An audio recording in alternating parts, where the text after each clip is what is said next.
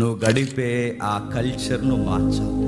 స్నేహితులు చేత మాట్లాడుతాను, కట్ చేయి. రే ఎక్కువ మాట్లాడకుండా నా మైండ్ అలా మారిపోతుంది, మాట్లాడారంటే నేను రా చెప్పండి. మంచి స్నేహితులు మరి నాకు ఇవి చూపించకుండా ఏదైనా చెత్త చెదరం వచ్చినప్పుడు తీసేయండి. నాట్ ఇంట్రెస్ట్ అని కొట్టండి, అదొక ఆప్షనేట్స్ ఉందిగా.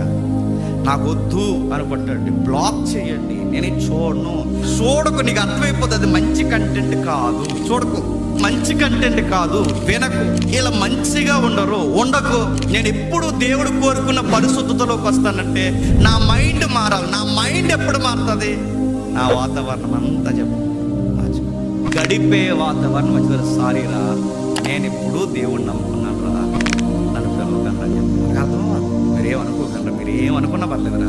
బైబిల్ చెప్తుంది నువ్వు చాలా చాలా జాగ్రత్త ఉండాలి. అందుకే మత్తయి సువార్త 6వ అధ్యాయంలో ఏమన్నాడు చూడండి. మత్తయి సువార్త 6వ అధ్యాయం 22 దేహమునకు దీపము కన్నే గనక నీ కన్ను తేటగా ఉండిన ఎడల నీ దేహమంతయు ఎలుగుమయమై ఉండును.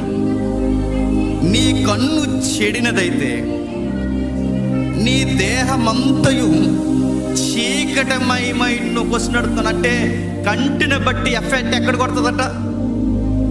మొత్తం అంటే ఈ మైండ్ ఎలా అయిపోవడానికి కారణం ఎక్కువ ఇవి చూస్తున్నాడండి అన్న. నాకు ఇలాంటి రాంగ్ థాట్స్ వస్తున్నాయి అన్నంటే ఫస్ట్ క్వశ్చన్ ఏమడతారు చెప్పనా? ఏం చూస్తున్నారు నువ్వు మొబైల్లో అన్నాడు. అన్న నా ఆలోచన బాగుండలేదు, నువ్వేం చూస్తున్నావు?